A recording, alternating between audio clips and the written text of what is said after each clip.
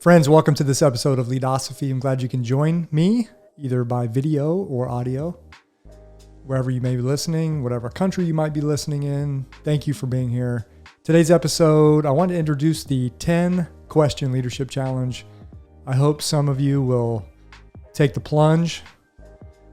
I have an infographic that I created because, of course, if you've watched me before, you know I love infographics. But the purpose of this exercise is to basically deepen our understanding of leadership through your own unique experiences and your concept of what you believe leadership is to you through your experiences.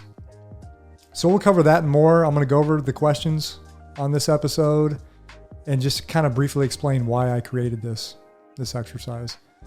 So I hope you enjoy this episode. Remember, you're here with an open mind because that's the rule and not the exception.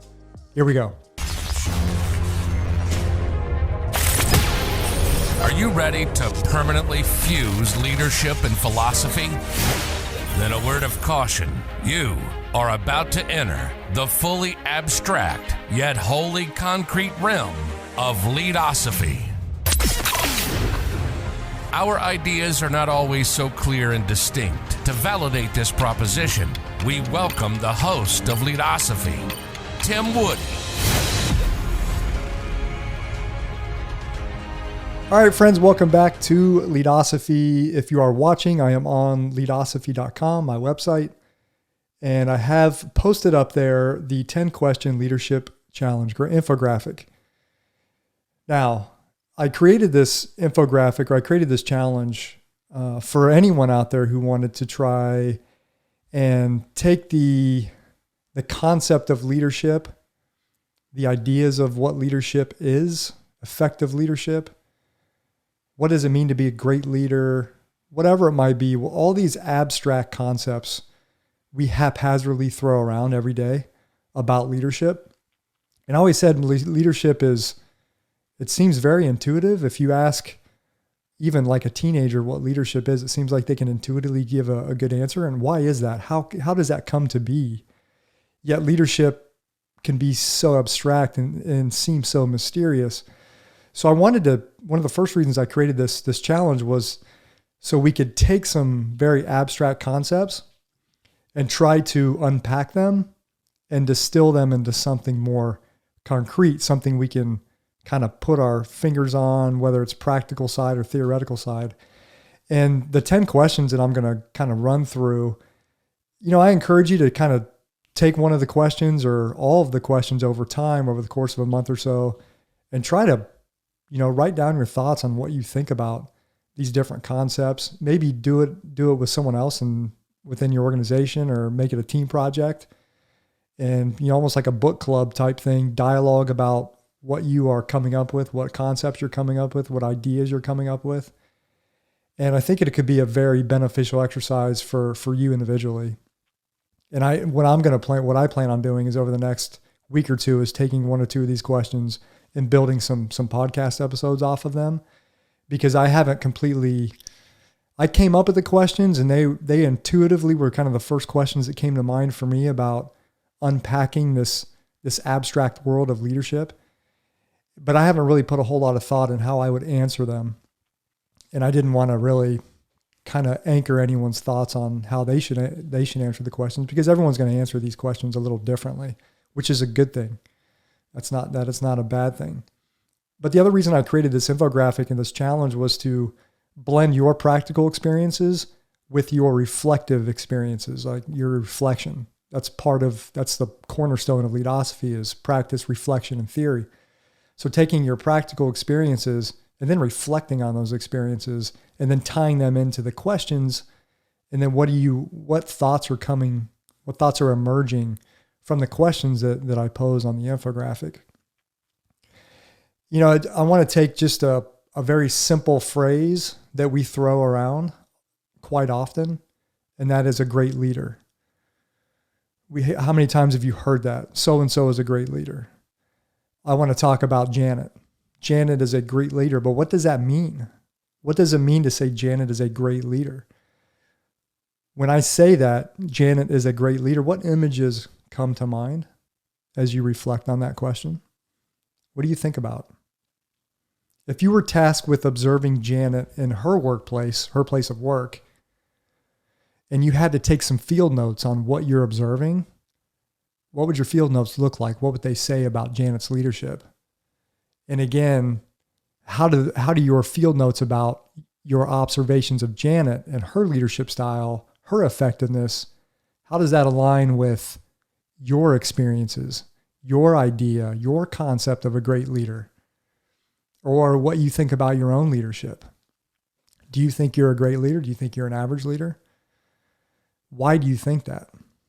So that's kind of the point of this infographic, is to start coming up with some ideas on what we actually think about some of these just general yet abstract and super weighty concepts that we throw around about leadership. And again, I talk about the law of unique experiences. The reason I am a proponent of this 10-question leadership challenge is because your own unique experiences will provide unique answers to these questions. And if you had 2 or 3 people that you were working on a question with, this is the co-creation of knowledge. As you unearth your own experiences and reflect on each question, and other people maybe in your group are doing the same thing, when you start sharing your ideas, your concept of whatever the question is starts to change. It starts to evolve. It becomes something new. You're blending the concept of someone else, maybe their concept of effective leadership, with your concept of effective leadership. And now you have synthesized that into something new. And that is new knowledge, and that is awesome. That's one of the bedrocks of Leadosophy, the blending of leadership and philosophical thought. Having that dialogue with somebody and coming up with new ideas. And not only new ideas, but new questions. Right? So if you're going through this exercise and you're answering or thinking about or pondering one of the questions, you may have new questions that emerge. What's the root of all knowledge? The root of all knowledge is a question. From the questions we ask, the answers that we discover is the knowledge that we uncover. So I'm going to go through the challenge. Again, the infographic's up on the screen. Again, it's called the 10-question leadership challenge. I subtitled, Deepen Your Understanding of Your Leadership. Not necessarily my leadership or someone else's leadership, but your leadership, your understanding of leadership. And this can mean your leadership capabilities, your methods, traits, effectiveness, and what that means, a leadership philosophy, and then the cornerstone, knowledge, leadership knowledge. There's one of the questions I think it's question number 9 as I go through, but to me, it's one of the most fundamental questions about leadership knowledge.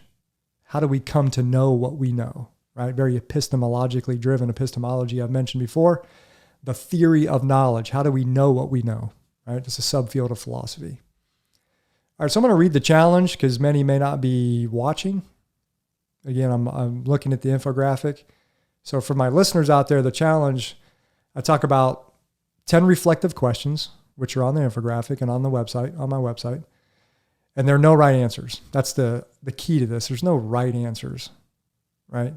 The questions are posed in no particular order either. So you can go through, pick out any question you want. And again, take a question out and get 2 or 3 people on your team or in your workplace and, throw some ideas up on the whiteboard, throw a mind map out. So the idea is to pick one question per day or even one question per week and ponder the question, explore the question, your thoughts. As you reflect upon each question, what new questions emerge? What thoughts come to mind? How does the question resonate with your experiences, not only as a leader, but also as a follower? Again, we are not looking for any universal truths to emerge from this exercise. We are looking to deepen our understanding of leadership and possibly followership. We are searching for personal meaning and depth of knowledge by blending practical experience with reflection and self-reflection. Again, I differentiate reflection from self-reflection. Reflection, kind of reflecting upon the outward world around us, and then self-reflection, reflecting on our own inner thoughts. I think it's a blend of both. They kind of merge together. Again, feel free to spend some time on each question, then let it go. Come back to the question later. Repeat this as often as necessary through the day or week until you believe you have stretched your understanding of the question and your emerging thoughts. Write feverishly if possible. Make a bulleted list of random ideas. This could be your assumptions, beliefs, new questions, and new ideas. Or capture your thoughts any way you'd like. Mind maps, whiteboards, a note app on your smartphone. It matters not to me. This is for you. So let's go through the questions. And again, some of these questions, the questions are very, very wide. They're very broad.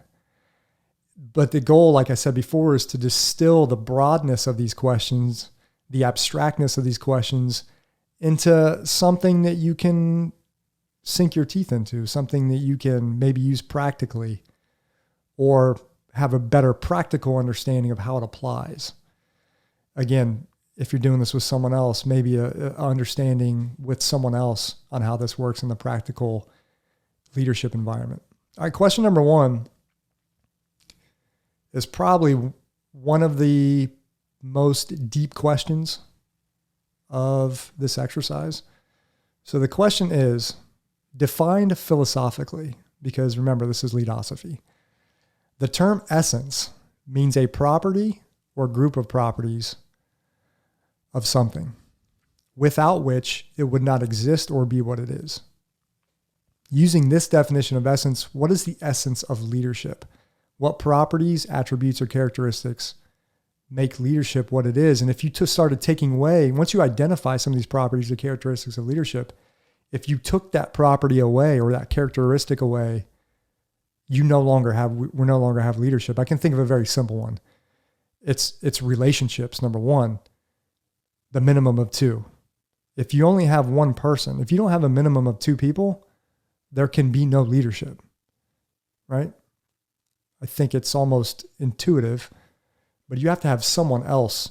There's got to be a minimum of 2 people to have leadership. So to me, one of the essences of leadership is a minimum relation of two individuals. All right, question number 2, a very simple question, but very deep question. Based upon your experiences, what does it mean to lead well? Lead well. Question number 3, what are the top 1, 2, or 3 traits you have seen in a leader that you admire? But more importantly, why did you choose those traits? It's important to unpack why you think those certain traits are important. It's to unravel that, because each one of us are going to come up with different traits. And it's going to vary based on context. It's going to definitely vary based on our own experiences we've had in the workplace, in the community. Anytime there have been groups of people working together to try to achieve something. So that question there gets to the heart of traits, which I've said before. I actually did a podcast episode on trait theory, leadership trait theory, which is its own leadership theory in itself. All right, question number 4. This is kind of a thought experiment. Leadosophy likes thought experiments. I've done a podcast on thought experiments. So here's the thought experiment. If you could clone yourself and replace your current boss with your clone, would you follow or want to follow your clone, your replica? And again, why or why not? That's kind of a fun little question. Again, we can learn a lot from thought experiments. Obviously, this is nothing we can do in real life, at least not yet in the year 2021, but maybe one day, who knows? So yeah, would you follow your clone, your replica? The more important question is why or why not? Question number 5. What is your concept of the phrase effective leadership? What conceptual ideas come to mind? This phrase is probably one of those things that is thrown around more than anything in the realm of leadership. Leadership effectiveness. He or she is an effective leader. What does that mean? And I'm willing to bet that is a more deeper question or an answer than what initially meets the eye. I think if I was going to create a bulleted list of what effective leadership is to me, I feel like right off the bat, I could come up with 20 or 25 bullet items of effectiveness. Can you narrow that down to like a top 3? Is there any of those, if you were going to create a bulleted list on what effective leadership is, are there any of those bullets that transcend all different types of leadership experiences? They hold across all experiences universally? I don't know. I don't even pretend to know the answer to that. Question number 6. In one, no more than 2 sentences, can you define effective leadership? So the idea of this question was to piggyback off the last one. You come up with your ideas, you brainstorm what effective leadership is, and then you try to distill your ideas from question 5 into a 1 or 2 sentence definition in question number 6. And again, I think this question 5 and question 6 might be a really good exercise to do with someone else or a group of people on your team and see what ideas emerge. Because again, I think the fun part of this is your concept of an effective leader and someone else's concept of an effective leader are going to look completely different. It may have some similarities, but they're definitely not going to match 1-to-1, which is fun because again, you synthesize those concepts and you create new concepts. Question number 7, do your concepts of leading well, which you identified in question number 2, and your concept of effective leadership, which we just talked about, do they align or show some overlap? So that's a very general statement about leading well from question 2, and then the effective leadership definition you came up with in question 6. Are they the same? Are they different? What are some of the similarities or differences? Question number 8. I really like this question because again, it gets back to effective leadership and what that means to you. Are you an effective leader? If you had to self-reflect, are you effective? But again, more importantly, and I always follow on with the second question within the question, whether you believe you are effective or not effective, how do you know? What's the criteria of judgment? Who's judging? Those are some interesting questions that you can ponder, reflect upon. Question number 9, this is probably the deepest question on this list. Do you know how to lead? And more importantly, the follow-up question, how do you know that you know how to lead? And that may seem a little weird or silly at first, but take the time to kind of read that question back to yourself a couple times. And it's not like riding a bike. If someone says, maybe it is like riding a bike, I don't know. If someone says, do you know how to ride a bike? And you say, yeah, I know how to ride a bike. I know being short for knowledge. I know how to ride a bike. How do you know that you know how to ride a bike? Well, I can get on and show you, right? But can you explain how to ride a bike? And again, this may sound silly, but if you start thinking this in terms of leadership, it gets a little more complex. How do you explain to, let's say someone comes up to you and says, can you tell me how to lead? Or can you give me the knowledge of how to lead? What do you tell them? They're coming to you because they think you've displayed some sort of knowledge outwardly, explicitly, where they can see it. How do you explain that to them though? How do you put that into words? Maybe more difficult than initially you may think or realize.